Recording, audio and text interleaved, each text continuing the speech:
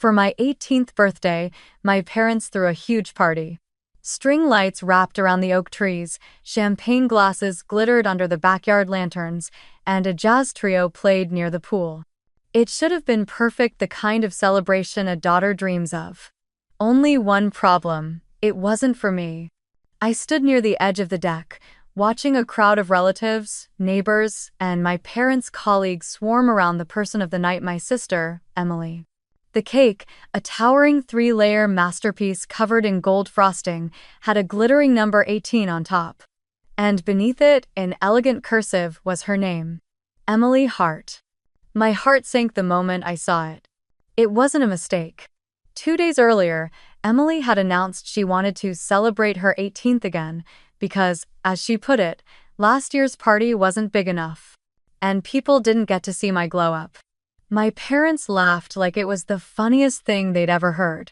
My mother had spent weeks calling caterers, hiring photographers, and ordering decorations that matched Emily's favorite color, champagne gold. And I, the real 18-year-old, was told to be a good sport. Dad said, "You'll have your moment next time, Lena. Let your sister enjoy this one." So here I was, the invisible guest at my own birthday. People smiled at me as they walked by, but not one of them asked how it felt to be 18. I stood near the buffet table, the smell of truffle pasta and roasted salmon filling the air, and wondered if anyone even remembered why this date mattered. When the MC clinked his glass to quiet the room, I thought, for a brief second, that it was finally for me. He grinned and announced, "Let's give a warm round of applause for Emily Hart, turning 18, again." The crowd erupted in laughter and cheers. Cameras flashed. My mother clasped her hands proudly, mouthing to me across the table, "Smile, Lena." I tried. I really did. I clapped like everyone else, but something inside me cracked with each flash of the camera. Emily walked up the small stage Dad had built near the fountain, the fairy lights behind her twinkling like 1,000 eyes. She grabbed the microphone, tossed her hair, and said with a playful smirk, "Thank you for celebrating me again. I mean, who says you can only turn 18 once, right?" Laughter filled the air again, the kind that feels rehearsed, hollow, endless. I could feel the warmth of tears gathering, but I swallowed hard and smiled instead. My hands trembled as I reached for a glass of sparkling cider. I had helped plan this party. I had strung half those lights 2 days ago, arranged the flowers, even helped Mom choose the playlist. It was supposed to be a shared effort, one last family memory before I left for design school in the fall. Instead, I had designed my own erasure. When Emily finished her little speech, I took a step toward the stage. Maybe I could still say something, even just a thank you. But before I could climb the stairs, my mother's hand touched my arm. Her nails were painted the same gold as the table runners. "Let Emily do it first," she whispered with that practiced smile she used for guests.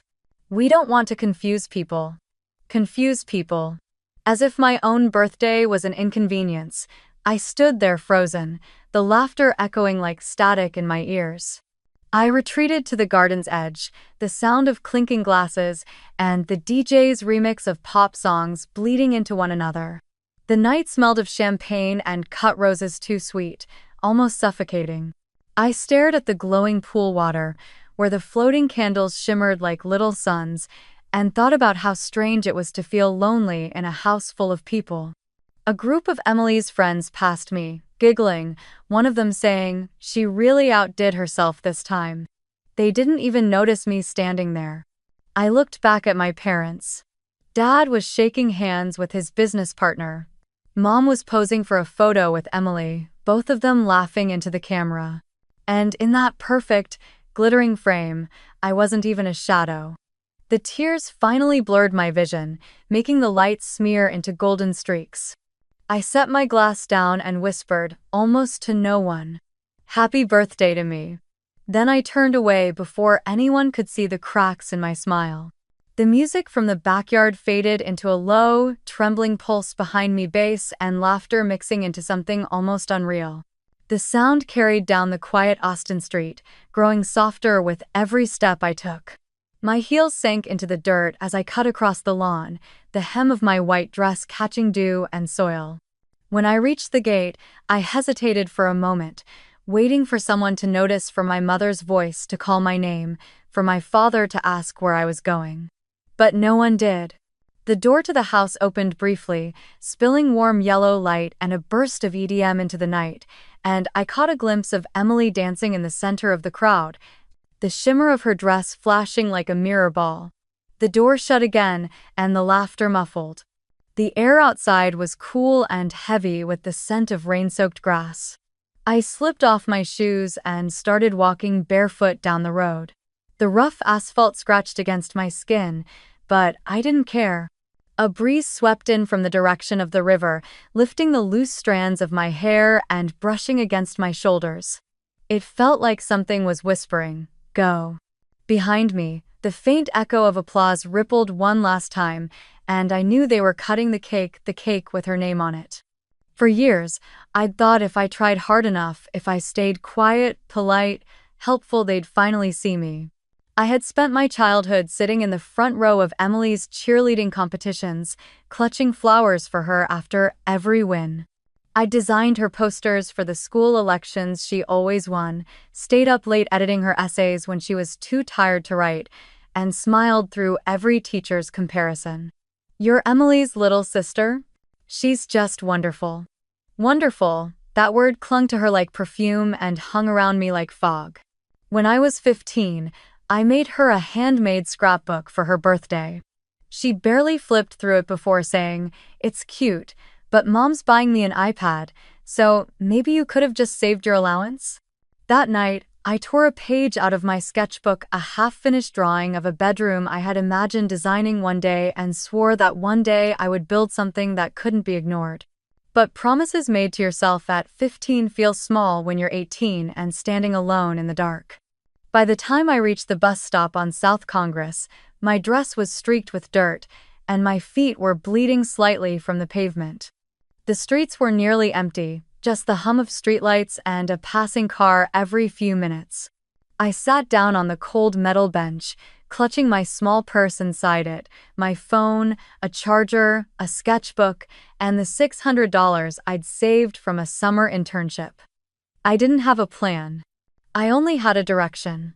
New York. It was the only place that had ever sounded big enough to hold a dream. The electronic billboard across the street flickered between ads for restaurants and travel agencies, and when it showed a skyline, tall buildings glinting under a sunrise, I took it as a sign. I opened my phone and searched for the next available ticket north. A bus leaving in 45 minutes. I booked it without thinking twice. As I waited, I stared at my reflection in the dark glass of the bus shelter. The girl looking back at me didn't look like the one who spent the day decorating her own birthday party for someone else. Her makeup was smudged, mascara staining under her eyes, but her expression was calm, almost steady. It was as if something had clicked into place, a kind of quiet surrender that didn't feel like defeat. The sound of the bus pulling up broke my thoughts. The driver, a man in his 50s with tired eyes, glanced at my dress and said, "Late night?" I smiled faintly and replied, "Something like that." I handed him my printed ticket, climbed aboard, and found a seat by the window near the back.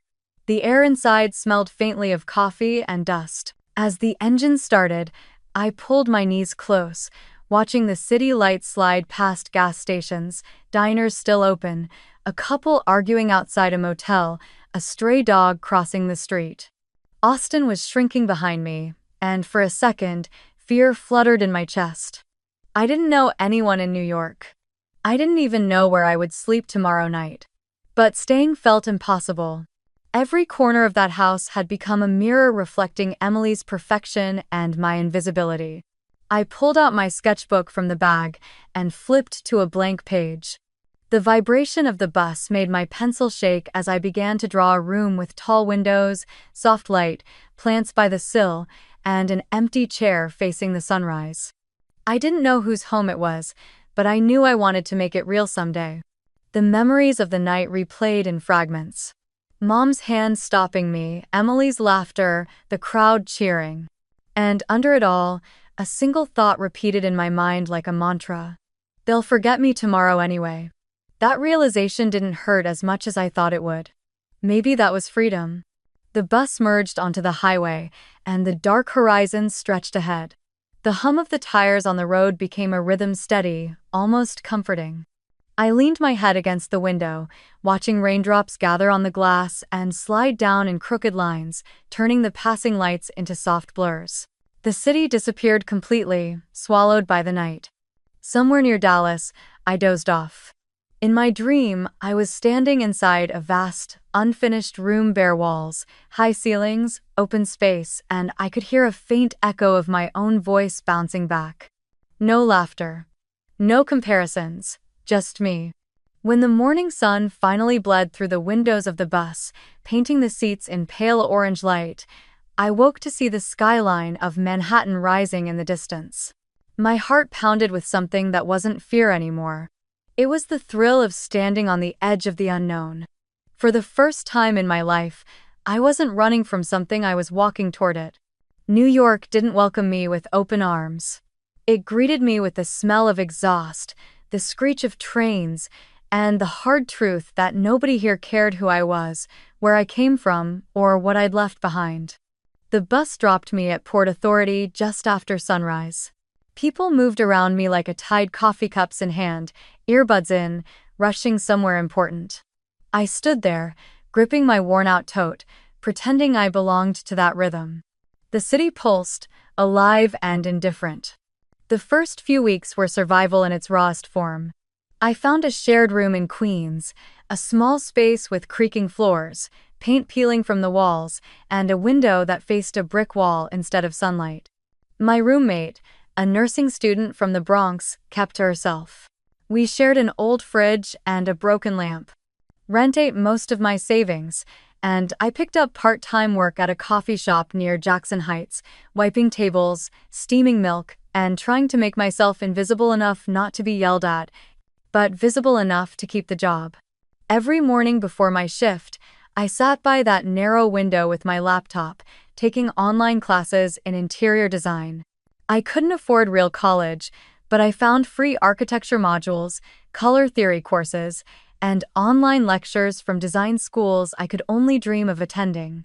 The Wi-Fi lagged, the walls were thin, and sometimes the sounds of my roommates crying blended with the hum of the fridge. Still, I studied. Customers came and went, each day blending into the next. Some were kind, most were rushed, and a few treated me like background noise. Once, a man snapped his fingers at me because I didn't hear him call for an extra espresso shot. "You people never listen," he muttered. I bit my tongue until I tasted metal. That night, after cleaning spilled coffee grounds from the floor, I sat in the empty cafe, staring at my reflection in the window and whispered, "Keep going." Every time I remembered my mother's eyes, half pride, half disappointment, I used that memory like fuel. It was during one of those slow, gray mornings that everything began to change. The cafe was nearly empty. A woman in her 60s sat by the corner table, sketching on a tablet, her reading glasses perched at the end of her nose. She came every Tuesday, always ordered an Americano, and never stayed long. But that morning, I noticed she was looking at the mural sketches I doodled on a napkin during a break. I froze when she called out softly, "Did you draw this?" She held the napkin like it was something fragile. "Yes, it's just a habit," I stammered.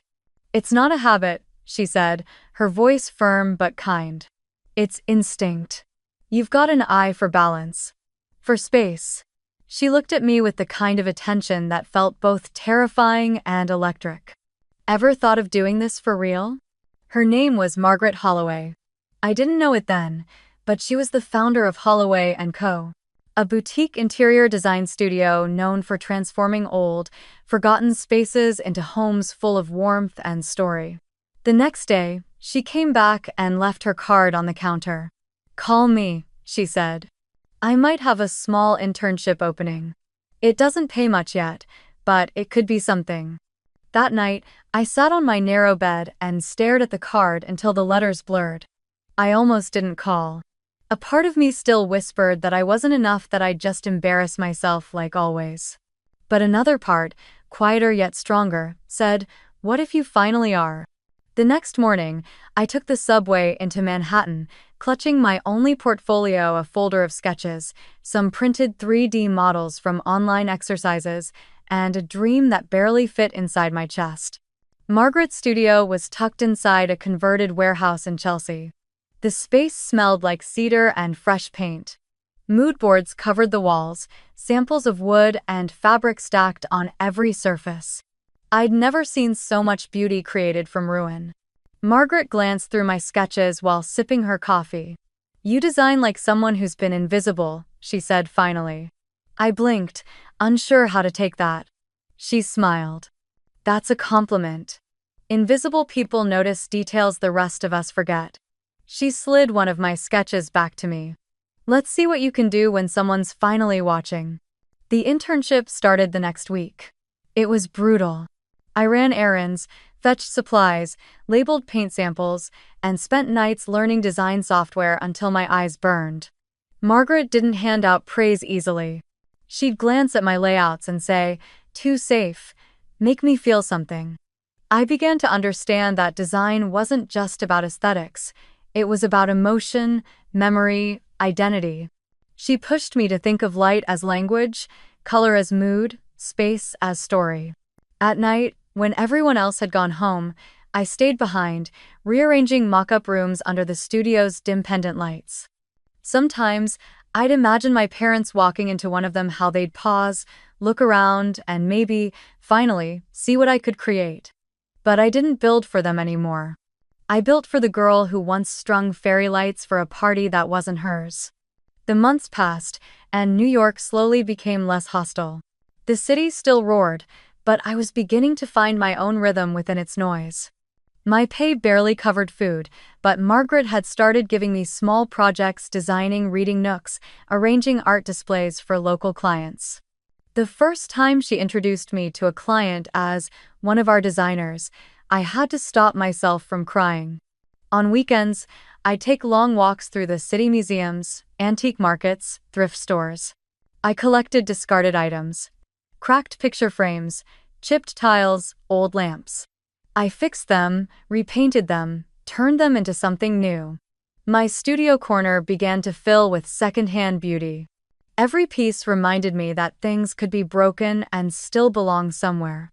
One evening, Margaret stopped by my workspace, running her hand across a table I'd built from reclaimed wood.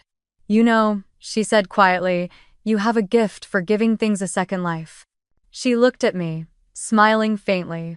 "Maybe that's what you've been doing for yourself all along." Her words stayed with me. For the first time in years, I wasn't just surviving, I was transforming. The invisible daughter, the backup plan, the silent helper, she was still there, but she was learning to draw her own outline. By winter, the studio had become my second home. I spent late nights watching snow fall through the skylight, sketching dream interiors for apartments I'd never own. There was always music in the background, soft jazz, the hum of heaters, the scratch of pencils on tracing paper. Margaret would sometimes find me asleep at my drafting desk, throw a blanket over my shoulders, and leave quietly. It wasn't glamorous, and it wasn't easy, but it was mine. Every sketch, every bruise, every late night built something inside me that no one could take away. The day I signed my first independent project, a small cafe redesign in Brooklyn, I stood in the empty space and closed my eyes. The air smelled of dust and plaster, sunlight streaming through a cracked window. For the first time, I didn't feel like a visitor in my own life. I belonged there. That was the moment I realized awakening isn't loud or sudden. It's the quiet decision to keep building, even when no one claps. 3 years passed, and somehow, the city that once swallowed me whole had begun to echo with my name. I was 21 when the dream that once lived in the margins of my sketchbook finally stepped into the light. Lena Atelier, the words looked surreal on the frosted glass door of the studio I rented in a converted garment factory in Brooklyn. The space wasn't large, just a single open floor with exposed brick, wide windows, and uneven floors that groaned when you walked across them. But when I turned on the lights for the first time, seeing my sketches pinned to the walls and reclaimed pieces lined up like quiet soldiers, I whispered to myself, "You did it." I called my design style soul architecture, a philosophy built on the idea that every object, every wall, and every forgotten piece of furniture holds a memory waiting to be reshaped. It wasn't about perfection or minimalism. It was about story. About turning what was broken into something beautiful again. The same way I had done with myself. Word of mouth spread faster than I expected. Clients came in curious, then left enchanted. They loved that I didn't design for luxury. I designed for feeling. I blended light with shadow, layered raw textures with warmth, repurposed cracked marble into mosaic walls, and transformed rusted metal frames into sculptural shelves. My hands were always stained with paint or glue, my fingers bruised from hammering, but I didn't care. Every mark felt like proof of existence. Then, one morning, everything changed. I was sitting at my drafting table, half asleep, when my assistant, Kai, a young art student I'd hired part-time, burst through the door, holding a rolled-up magazine. "You've been featured," he said, breathless. Elle Decor. Elle Decor, Lena. The article was titled, "The Girl Who Turned Ruins into Beauty." My name filled the first line. They'd found me through a small blog post Margaret had written months earlier, describing me as a designer who doesn't just restore spaces, but resurrects them. The feature told my story, the move from Texas, the concept of soul architecture, the idea that beauty could grow from what the world discarded. Photos of my studio filled the pages, sunlight streaming through the windows, a chandelier made from old glass bottles, a coffee table crafted from salvaged beams. Within a week, the phone didn't stop ringing. A boutique hotel wanted me to design its new lobby. A record label asked me to create a workspace that felt like forgiveness. Even brands that once ignored my emails suddenly wanted collaborations. Kai and I barely slept that month. We'd order takeout at midnight, sketch until dawn, and laugh over energy drinks when exhaustion made us delirious. But beneath the chaos, there was a quiet, steady pride. When the checks started coming in, I didn't rush to spend them. I remembered every sleepless night, every landlord threat, every meal I'd skipped. I saved, planned, and finally made the boldest decision of my life. I bought a small penthouse loft in Manhattan. Not the kind with private elevators and marble bathtubs, the kind that used to be an artist's studio, with rough beams, skylights, and one perfect terrace overlooking the city skyline. It was an old building near Soho, its bricks weathered and worn. The owner, a retired sculptor, agreed to sell it after seeing my designs. "You'll bring it back to life," he'd said. It took 6 months to renovate, but when it was done, it felt like a heartbeat made of light and silence. Exposed beams, white plaster walls, reclaimed oak floors, and tall windows that stretched toward the sky. I placed a single olive tree in the center, its roots wrapped in a ceramic pot I'd molded myself. That space became my sanctuary, a home I had built from the fragments of every place I'd been denied. But I wasn't done building. With the success of Lena Atelier, I decided to hold an exhibition, my first public showcase of installations and designs inspired by my philosophy of transformation. I called it Echoes of Silence. The name came from a thought that had followed me for years, that silence isn't emptiness, it's memory waiting to be heard. The exhibit would feature pieces created from reclaimed materials, chairs made from piano wood, lamps forged from rusted copper pipes, mirrors framed by broken window panes. Each object would tell a story of neglect turned into purpose. I wanted people to walk in and feel what it meant to rebuild yourself from fragments. As the invitations went out, I sat at my kitchen table one night and stared at 3 names in my contact list that I hadn't typed in years. Mom, Dad, Emily. I hovered over them for a long time. My hands trembled, not from fear, but from something deeper, a question of whether I still owed them any part of my story. In the end, I wrote the invitation anyway. Dear Mom, Dad, and Emily. I'm hosting my first solo exhibition next month in Manhattan. It's called Echoes of Silence. I thought you might want to see what I've been working on these past few years. No expectations, just an open door. Lena. I mailed it without ceremony, dropped it into the blue mailbox on Lafayette Street, and walked home through the crisp spring air, unsure whether I wanted them to come or not. The next few weeks blurred into preparation, installing lights, adjusting layouts, redoing signs. The night before the opening, I barely slept. Margaret stopped by the gallery with flowers and said, "You've come far, Lena. Remember to breathe tomorrow." When the doors finally opened, the space filled quickly. Art critics, influencers, designers, and clients' faces I'd never imagined would care about my work wandered among the pieces, whispering words like haunting and honest. A journalist asked what inspired me to create from broken things. I smiled and said, because everything worth building starts in silence.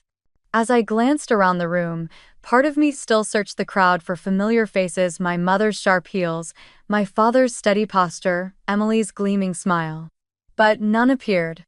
Only strangers with kind eyes, holding champagne flutes and taking photos beside my work. Later that night, when the crowd thinned and the music softened, I stepped out to the terrace. The city stretched beneath me, endless and glittering. Kai joined me, holding 2 glasses of wine.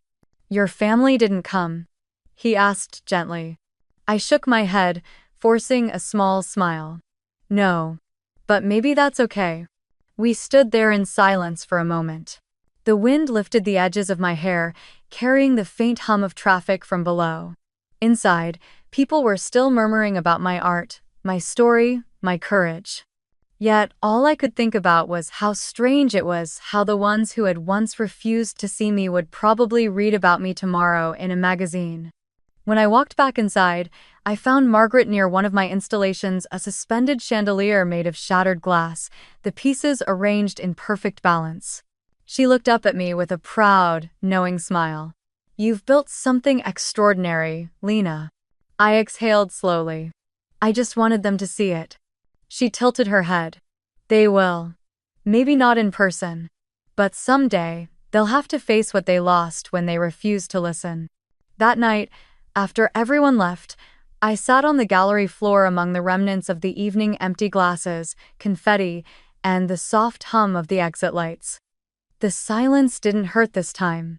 It felt full, almost comforting, like a heartbeat echoing in an empty room. As Kai locked up, he glanced back and asked if I was coming. I smiled faintly and said, "In a minute." I stayed there, tracing the edges of the gallery's white walls with my eyes, letting it sink in that this light, this space, this life had once been a dream drawn on a bus window. When I finally rose to leave, I turned off the lights one by one until only a single lamp remained, illuminating a plaque near the entrance that read, "Echoes of Silence, curated by Lena Hart." I touched the plaque gently and whispered to myself, "Guess some echoes are just meant to stay unanswered." Then I walked out into the New York night, where the city lights shimmered like fragments of all the pieces I had finally put back together. A week after the exhibition, the flowers had started to wilt, their petals curling like tired applause. The gallery lights were dimmed now, and the emails from journalists had slowed. I sat at my kitchen counter in the loft, sipping cold coffee, half expecting a message that never came. The silence was louder than ever. I told myself I didn't care, that the absence of their voices was nothing new, but deep down, I kept glancing at my phone, waiting for a number I'd memorized since childhood to appear. When the notification finally came, my heart betrayed me. It leapt. The name on the screen, Mom. I hesitated before opening it. The message was short, polite, and sharp around the edges, the kind of apology written by someone who didn't want to feel guilty for long. "Sorry, we couldn't come. Emily's having a hard time with her breakup. You understand." That was it. No mention of the exhibition, no word of pride or curiosity. Just Emily, as always, the axis around which the world apparently revolved. I reread the message twice, almost laughing at its predictability. My thumb hovered over the keyboard, and I typed back 2 sentences that carried years of exhaustion. Of course, I always do. I put my phone face down on the counter. The ceramic mug trembled slightly as I set it aside. I looked around the loft at the light spilling through the tall windows, at the olive tree in the center, at the pieces I'd poured my soul into, and felt something strange. Not sadness, but a kind of numb clarity. For so long, I had mistaken their silence for power. But now I realized it was just smallness. Their inability to see me said less about who I was and more about who they'd chosen to be. That night, I logged into Instagram out of habit, scrolling past design accounts and industry posts. Then I froze. Emily's name appeared at the top of my feed, tagged in a new story. It was a selfie of her, taken in front of a mirror with perfect lighting, mascara smudged artfully down her cheek. The caption read, "Sisters who try to steal your spotlight deserve the silence they get." The familiar sting crept up my spine, anger, humiliation, disbelief, but this time, I didn't look away. I studied her reflection, the perfect image of someone who'd been adored for too long and never learned how to live without it. I remembered all the small ways she'd made sure I stayed smaller, borrowing my clothes without asking, correcting me in front of guests, making jokes about my art projects. I remembered how she once told me, "You're like a background color necessary, but never the main one." I used to believe her, but not anymore. I put the phone down and walked to my drafting table. The city outside was breathing sirens, wind, a distant honk, and inside, the silence stretched wide and heavy. I took out a clean sheet of paper, the kind I used to start new designs, and instead of sketching lines or angles, I wrote a title in black ink across the top. Redesigning the space called family. That phrase had come to me months ago, but I hadn't known what to do with it. Now I did. The following morning, I received an email from a local TEDx curator who had attended my exhibition.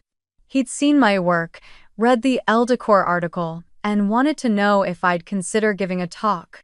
"Your story," he wrote, "feels like something people need to hear, especially your perspective on rebuilding from silence." It felt like fate's quiet nod. I accepted without hesitation. For the next few weeks, I buried myself in preparation. I approached the talk the same way I approached design, starting with space, structure, and emotion. I asked myself, what does it mean to build family? What happens when the foundation cracks? Can love be renovated? Each night, I rehearsed in front of the mirror, timing my words, refining the rhythm of each line. I didn't want revenge or pity, I wanted truth. I wanted to speak the language I had once been denied. In between rehearsals, I'd still get occasional updates about home, never directly from my parents, but through friends of friends who followed Emily online. They said she was working on a lifestyle blog now, partnering with small brands, selling curated aesthetics. My mother appeared in some of her videos, always perfectly poised, pretending that the last few years hadn't happened. I wondered if they ever mentioned me. Probably not. Maybe, in their version of the story, I was just a phase that embarrassed them, a daughter who chose art over family, or some easy phrase to soften the guilt. But guilt wasn't my concern anymore. The night before the TEDx event, I went back to the gallery where my exhibition had been held. The room was empty now, the installations taken down, leaving faint outlines on the walls where the frames had hung. I stood in the middle of that blank space and imagined it filled again not with art, but with memory. The sound of my mother's voice. The way Emily laughed when people clapped for her. The echo of my own silence in every room I'd ever been ignored in. And then I whispered aloud, "Thank you." Not because they deserved gratitude, but because their neglect had become the soil from which I grew. Every slight, every dismissal, every invisible birthday had shaped the woman who now stood in her own gallery, her own home, her own life. The next morning, I woke early. The air outside was cool and clear. I dressed simply black trousers, a cream blouse, and tied my hair back. When I looked in the mirror, I hardly recognized the girl who had once strung fairy lights for someone else's celebration. This version of me looked composed, still, but alive. At the venue, I stepped onto the small red circle marked on the stage. The lights were blinding at first, the audience hidden in shadow. My hands trembled slightly, but when I took a breath, it was as though the air carried every word I'd waited years to say. I opened with a simple sentence. Sometimes, the walls you build to protect yourself become the home you always needed. A hush fell over the room. And for the first time in my life, people were listening. When I finished my rehearsal that day, I stood by the empty seats and imagined my parents sitting somewhere in the back, Emily scrolling her phone, half listening. I smiled at the thought, because even if they never came, even if they never listened, the truth was already out there, shaping itself into something stronger than their silence. The rejection that once broke me had become my blueprint. And tomorrow, the world would hear it for the first time. The stage lights were warm against my skin, bright enough to erase the faces in the crowd. The world beyond that red circle dissolved into darkness, and for a moment, I felt weightless, suspended between the life I'd lived and the one I was about to claim. The microphone caught the sound of my breath as I leaned forward and said softly, "Sometimes, the walls you build to protect yourself become the home you always needed." The silence that followed was deep, attentive. I could hear the faint hum of the lights, the shifting of a chair somewhere in the back. It reminded me of the quiet after a storm, fragile but expectant. I told them I was an interior designer, that I worked with broken spaces, old rooms, forgotten structures. "I rebuild," I said. "I give things a second life." Then I paused. But for a long time, I didn't realize I was trying to rebuild myself too. The audience didn't move. I could feel them leaning closer, as if the air itself was holding its breath. So I told them a story. I didn't name names. I didn't mention a city, or a date, or the fact that it was my 18th birthday. I just said, once, there was a girl who thought love meant staying quiet. She believed that if she worked hard enough, helped enough, smiled enough, she'd be seen. But she wasn't. And one day, even her birthday was given to someone else. My voice trembled, just slightly. I let it. She stood there, watching people celebrate someone else under lights she'd hung herself. The cake was beautiful, 3 layers, gold frosting, her sister's name written in cursive. She didn't cry. She just walked out the door and never looked back. A few people gasped softly. Others sat still, eyes fixed on me. I continued. She didn't leave to hurt anyone. She left to find silence. And in that silence, she found something louder than approval, her own voice. I saw a woman in the second row nodding slowly, a man in the front wiping at his eye. The story was mine, but I could feel it becoming theirs. That night, I said, I learned that sometimes love needs to lose you to see you. And that sometimes, silence isn't a punishment, it's space. The kind of space where you finally learn how to breathe. The words left me like exhaled ghosts. For years, I had buried them under work, ambition, and art. Saying them out loud felt like setting something free. I told them about New York, the tiny room in Queens with the window that faced a brick wall. The nights I fell asleep sketching designs by candlelight, the first time someone told me I had an eye for space and soul. I told them about building furniture from trash, turning scraps of wood into tables, rusted pipes into lamps, and silence into structure. I realized, I said, that family isn't always made of blood. Sometimes it's built from the people who see you when no one else does. Sometimes it's the mentor who believes in you, or the stranger who says, I love what you've created. Sometimes family is the home you build for yourself. A ripple of applause broke through, hesitant at first, then growing. I let it fade before speaking again. I used to think I was running away from my family, I continued. But really, I was running toward a version of myself they couldn't imagine. One that didn't need permission to exist. I smiled, then not a polite, restrained smile, but one that felt real. I'm not angry anymore, I said. Because anger still gives them space inside me. I'd rather fill that space with light. The final part of my talk wasn't rehearsed. I looked down at my notes, then folded them away. If you've ever been invisible in a room that should have been yours, I said, remember this: you don't have to wait for an invitation to build your own table. You can create your own room. Redesign the space called family on your own terms. When I stepped back from the microphone, the audience rose to their feet. It wasn't the thunderous applause of a performance, it was softer, slower, like the sound of understanding. The kind that sinks deep. I didn't bow. I just nodded, whispered a thank you, and left the stage with my heart pounding. Backstage, I sat alone for a long time, my hands still shaking. One of the event organizers came over and placed a bottle of water beside me. That was, she began, then stopped. That was real. I smiled, still catching my breath. That's all I wanted it to be. The talk was uploaded that night. At first, I didn't pay attention. I'd done what I came to do, speak my truth and let it go. But within days, my inbox began to fill.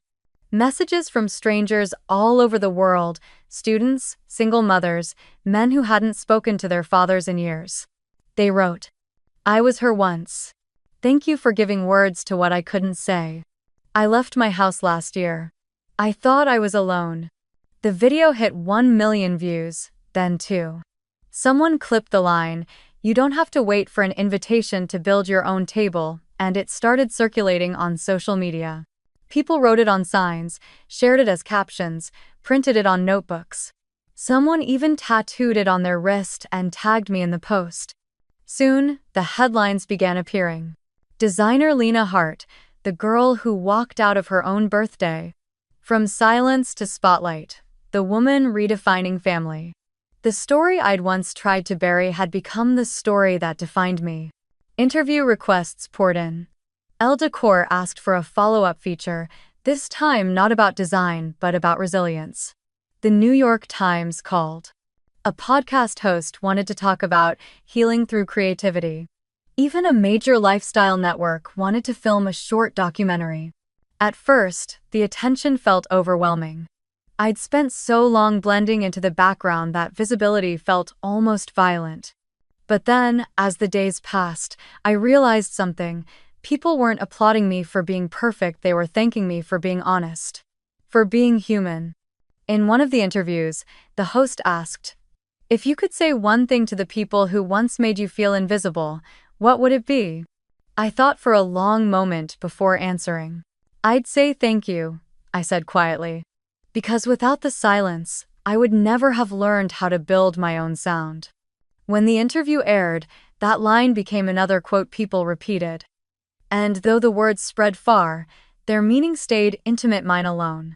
That weekend, I went for a walk through Central Park. The trees were bare, winter sunlight glinting off the frozen lake.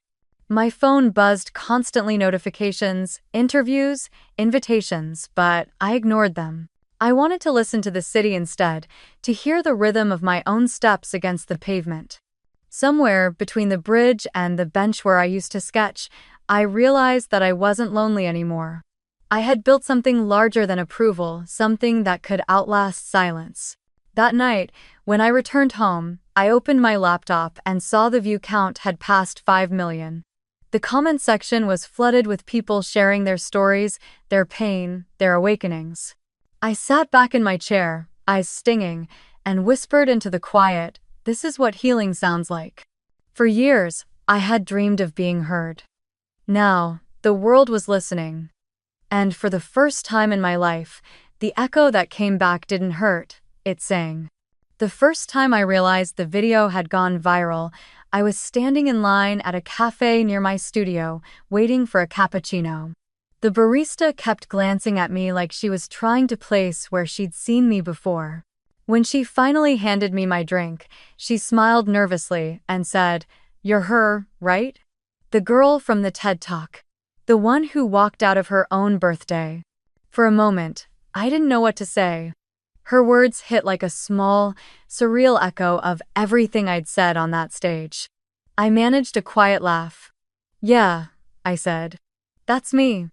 That afternoon, I checked my phone for the first time in days. My inbox was overflowing, not just messages but essays from strangers. One woman from Ohio wrote that she'd left an abusive marriage after watching my video. A college student in Seoul said my story gave her the courage to switch majors.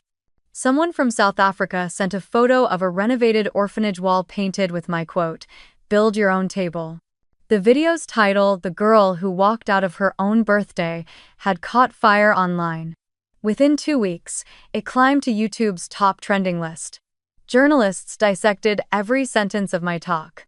Reaction channels analyzed it, therapists discussed it on podcasts, and even design magazines quoted me alongside my work. The world had given my pain a platform, and for the first time, I didn't feel exposed, I felt understood. I scrolled through the comments late that night, curled on my couch in the soft glow of the city. There were thousands of them. I was her once.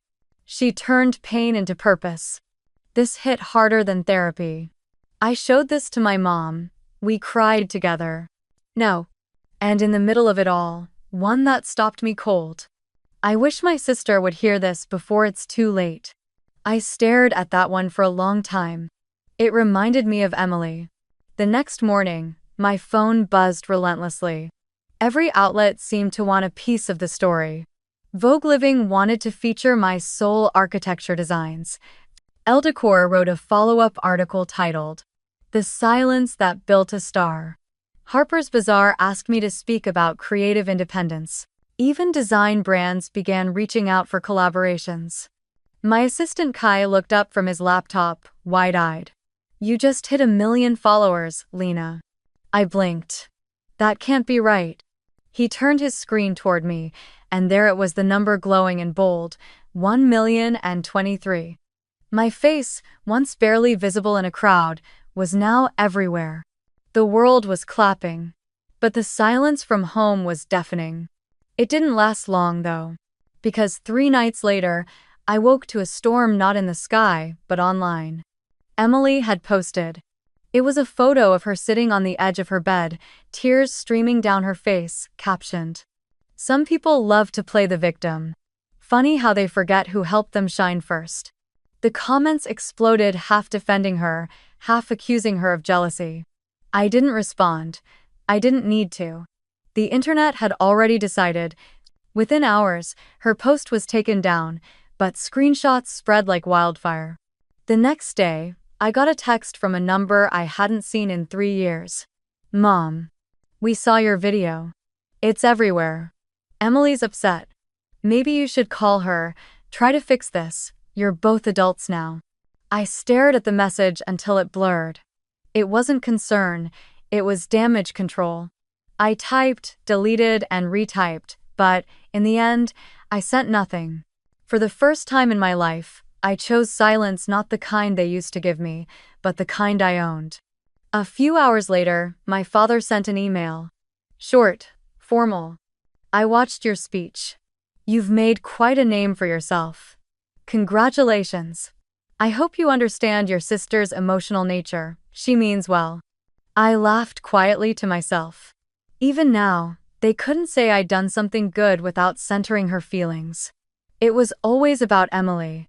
Always. That night, I walked onto the terrace of my penthouse and looked down at the city lights. They blinked like thousands of distant heartbeats. Somewhere in that endless sprawl were people who had listened to me, truly listened, and changed something in their lives. I closed my eyes and breathed in the cold air. The ache in my chest wasn't pain anymore, it was gratitude. But the next morning, Kai rushed into the studio with a worried look. "You need to see this." He handed me his tablet. A local gossip blog had published an article with the headline, "Sister of Viral Designer Speaks Out. She's Lying About Our Family." Emily had given an interview. She didn't mention me by name, but everyone knew. She spoke about a sibling who exaggerated things for sympathy. About how family drama shouldn't be monetized. The backlash was immediate and brutal. People flooded her comments with clips from my TEDx talk, calling her bitter, jealous, cruel. Her sponsors dropped her within days. It should have felt like justice, but instead, I felt tired. I didn't want revenge, I wanted peace. I knew how it felt to be swallowed by noise. And now, she was drowning in it. Later that week, Margaret called me. Her voice, calm as ever, carried a quiet warning. Success doesn't erase pain, Lena. It just gives it a louder stage. Don't let the applause become another kind of prison. Her words sank deep. She was right. The world had finally taken my side, but sides are walls, and I'd spent my whole life learning to rebuild them. That weekend, I turned off my phone and spent 2 days alone in the studio. No music, no screens. Just me, my sketches, and the sound of rain against the glass. I drew something new, a concept for a space that didn't divide or decorate, but healed. A circular room made entirely of reclaimed glass, where light could pass freely through every surface. No shadows. No hierarchy. Just openness. When Kai saw it later, he asked, "What's it called?" I smiled faintly. Home. The next month was a blur of interviews and travel, but beneath it all was a strange, steady stillness.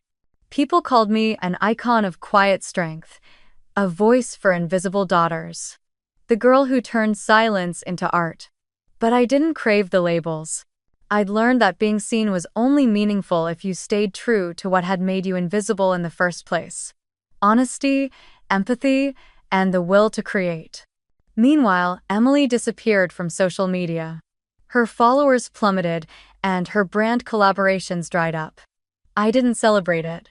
I knew too well what it meant to lose the thing that defines you. Then, one night, as I was preparing for a televised interview, a new email arrived in my inbox. The subject line read, "From your sister." I hesitated before opening it. Inside was a single line. I didn't know it would hurt this much to be unseen. For the first time in years, I cried. Not out of guilt or anger, but because the echo had finally come back, not with mockery, not with noise, but with understanding. The world had taken my side, yes, but in that moment, I realized that winning wasn't about being right, it was about being free. 3 years passed before I set foot in Austin again.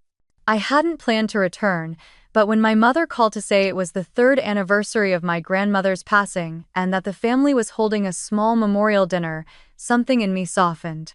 My grandmother had been the only person who'd ever defended me, the only one who used to whisper, "You don't have to shine like Emily. You have your own light." So I agreed to come, not for my parents, not for Emily, but for her. The house hadn't changed. The same white columns, the same manicured lawn, the same air of curated perfection. Only this time, I wasn't the invisible daughter sneaking through the back door. I pulled up in a black sedan, wearing a simple beige dress, my hair tied back. No stylist, no makeup team, just me. When I stepped inside, the noise died for a moment. My mother stood near the dining table, holding a tray of glasses, her expression caught between pride and discomfort. My father looked older, thinner around the eyes. Emily was the first to speak. "Well," she said flatly. "Look who finally decided to show up." "Hi, Emily," I said, offering a polite smile. "It's been a while." She folded her arms. 3 years. But who's counting, right? The dinner began with forced small talk: weather, work, who was living where now. My mother spoke about her new charity events, my father about a business venture that had taken longer than expected. Emily talked about her new job at a marketing agency, careful to emphasize how busy and important her projects were. I listened, nodding, sipping my water. Finally, my mother asked, "So, how's life in New York, dear? You seem to be doing quite well." Her tone was light, but I could feel the tension under it, the unspoken weight of everything that had passed between us. "I'm doing fine," I said simply. "The studio's growing. We just opened a mentorship program for young designers." "Oh." Emily gave a sharp laugh. "Oh, right, the self-made inspiration thing. How's that going?" I ignored the bite in her voice. "It's going well." She leaned forward, her eyes narrowing. "You know, it's funny. Everywhere I go, people ask about you. They think I should be proud of you. But they don't know what you're really like. You talk about family as if we're villains in your story." The room went still. My father cleared his throat, looking anywhere but at us. My mother's hand trembled slightly as she set down her fork. I met Emily's glare calmly. "I never said you were villains. I just told the truth." Her voice rose. "Oh, come on, Lena. You've humiliated this family. You go on stage and talk about being neglected, about leaving us like we were some kind of—" She stopped herself, shaking her head, her face reddening. "You think you're some kind of celebrity now? You embarrassed this family." Her words hit the table like glass shattering. My mother's eyes darted between us, pleading silently for someone to change the subject. My father picked up his napkin, folded it carefully, and placed it down again. I set my glass aside, my voice steady. "No, Emily," I said softly. "I didn't embarrass the family. I just stopped hiding." For a moment, she looked stunned, like she hadn't expected me to answer. Her lips trembled, but pride held her together. "You always act so calm," she snapped. "So perfect. But you're not. You left because you couldn't handle not being the favorite. You made yourself a victim." I felt something inside me crack, not with anger, but with the ache of recognition. The same script, the same story. Always twisting pain into performance. "Maybe," I said quietly. "Or maybe I just wanted a life where I didn't have to fight for permission to exist." The silence that followed was suffocating. My mother reached for her napkin, her hands trembling.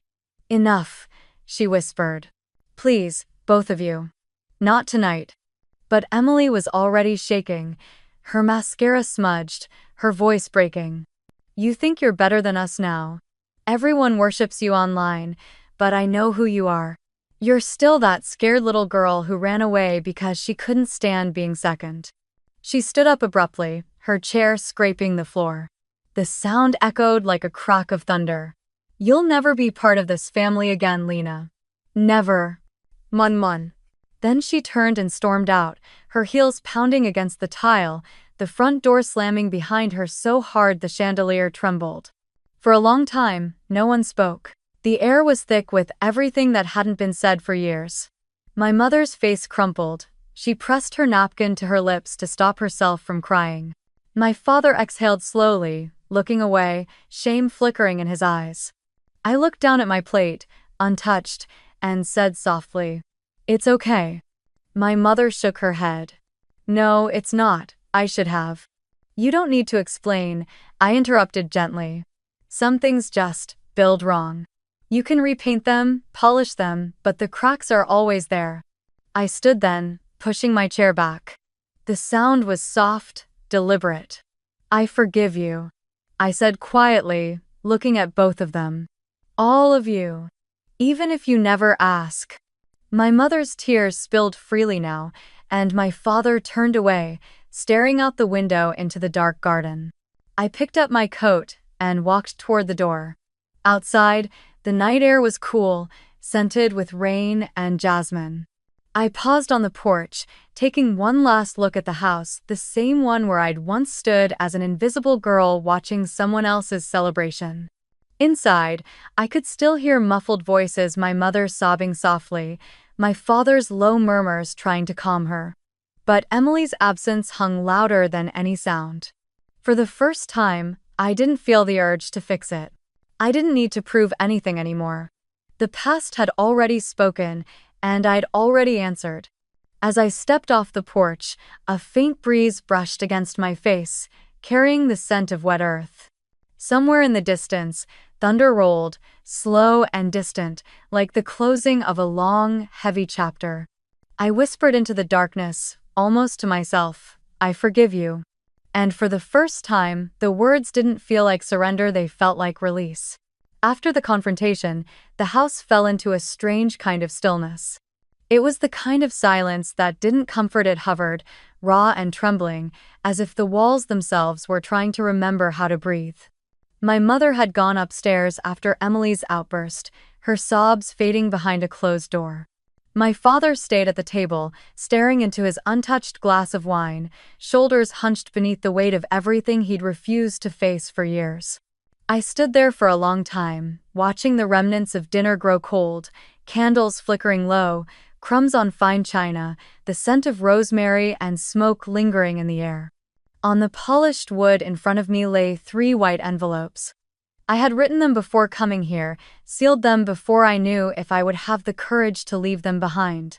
Each was marked with a name in black ink: Dad, Mom, Emily. I placed them side by side, perfectly aligned, the way I arranged my layouts at work. The one for my father read, "For teaching me what silence feels like. It's heavier than noise, but stronger too." I carried it for years without realizing it was training. Thank you for showing me what happens when we mistake stillness for peace. I learned that real peace is earned, not granted. I hope one day you'll find yours. The letter for my mother was shorter, but it took me the longest to write. For showing me what not to become. I used to think you were made of perfection, of immaculate dinner tables, polite smiles, and rehearsed laughter. But now I know that image can be a cage. I forgive you for teaching me how to hide. And I thank you for showing me that I never want to live that way again. And finally, Emily's. My handwriting shook when I wrote her name. For reminding me that love must be chosen. Not demanded, not assumed. Chosen. I used to envy how effortlessly people loved you. Now I understand that what looks effortless often comes at someone else's cost. I hope one day you learn to love without taking. I'm still learning that too. I tucked each letter under a folded napkin, a quiet farewell disguised as part of the table setting. My father didn't look up as I walked to the door. Maybe he couldn't.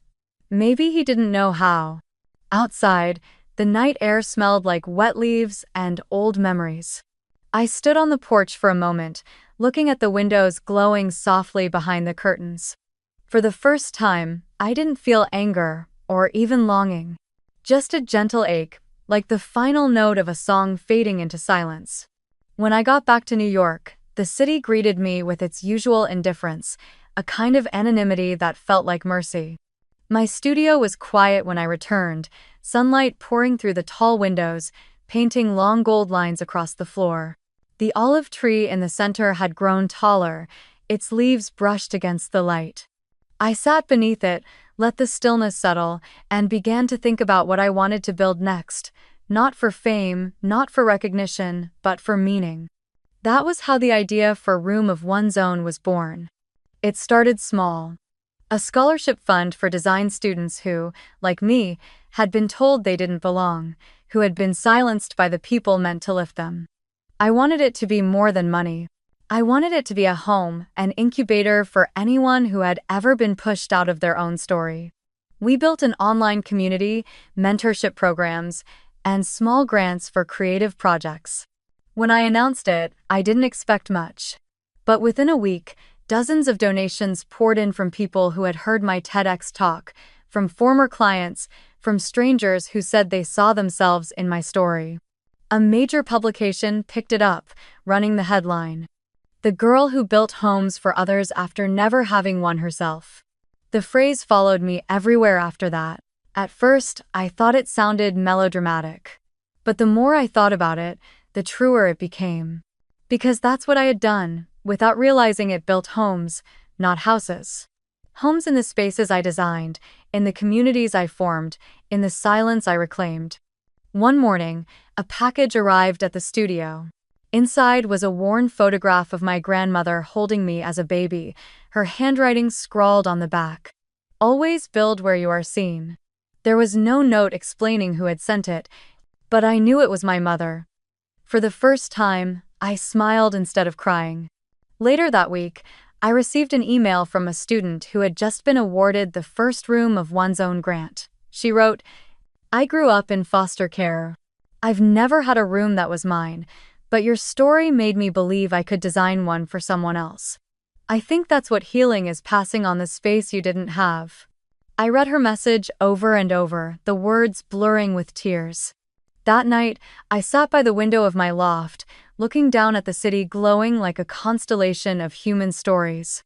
Somewhere, people were falling apart. Somewhere else, they were rebuilding. I thought of the letters on that dining table in Charleston, 3 small envelopes that would probably never be mentioned, maybe even thrown away. But it didn't matter. Their purpose wasn't to change anyone else. It was to release me. I whispered a quiet thank you into the empty room. Healing, I realized, wasn't a grand act. It was a slow, deliberate kind of building. It was writing letters you didn't need to send. Planting olive trees that might never bloom. Turning the silence that once hurt you into a space someone else could rest in. And as the night stretched around me, I finally felt what I had been searching for all along, not the love of a family, not the approval of the world, but something smaller and steadier. Peace. A year later, Manhattan glowed beneath me like a sea of quiet stars. From the window of my penthouse loft, I could see the city stretching endlessly, gold and glass, movement and silence braided together in a single, breathing organism. It was the kind of view I used to dream of when I was a girl sitting in the back of a Texas bus, staring out into the night, wondering if I'd ever belong anywhere. Now I sat wrapped in a soft blanket, a cup of tea in hand, the hum of the city below pulsing like a steady heartbeat. The studio was different now. There were new interns, new projects, new lives growing from the roots of what I had built. Room of One's Own had expanded faster than I imagined. It wasn't just a scholarship anymore, but a foundation, with design labs in 3 cities and partnerships with schools that gave students the tools to build careers from courage. Every wall in the office carried a story. Sketches from graduates, photos of their first exhibitions, handwritten notes of gratitude.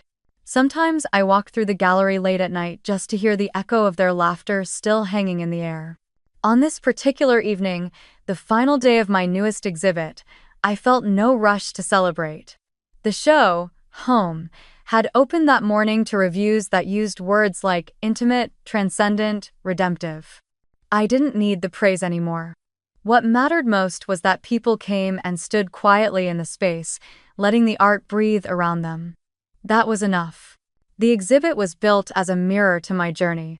Reclaimed doors suspended from the ceiling, fragments of old mirrors, a table made from the wood of a demolished church, and, in the center, a single glowing room, a cube of light and glass, titled The Room with the Light On. Inside, everything was white and empty, except for one small chair facing the window. Visitors said it felt like peace. For May, it felt like closure. As the sun dipped below the skyline, the last streaks of amber light spilled across the floorboards. I sat by the window, watching the reflection of the exhibit's soft glow flicker across the glass. My phone buzzed beside me. A new email. I glanced at the sender. Mom. I hesitated, staring at the name. It had been months since I'd heard from her. My hand hovered over the mouse before I finally clicked. We watched your new exhibit. It's beautiful. We're proud. There was no preamble, no apology, no attempt to explain the years that had fractured us. Just that. We're proud. For a long time, I didn't move. The city lights shimmered like constellations on the window, and in their reflection, I could almost see her face, the mother who had once valued appearances over honesty, who had loved loudly but imperfectly. The email wasn't a reconciliation, and I didn't need it to be. It was simply acknowledgement, late but real. I smiled, small and quiet, then closed the laptop without replying. Some stories didn't need sequels. The olive tree in the middle of the loft had grown tall now, its leaves brushing the skylight. I stood and walked over to it, touching the bark with the same reverence I once reserved for dreams. The apartment was filled with traces of my life sketches pinned to walls, half-built models, photographs of students standing in front of their own projects. My world, imperfect and complete.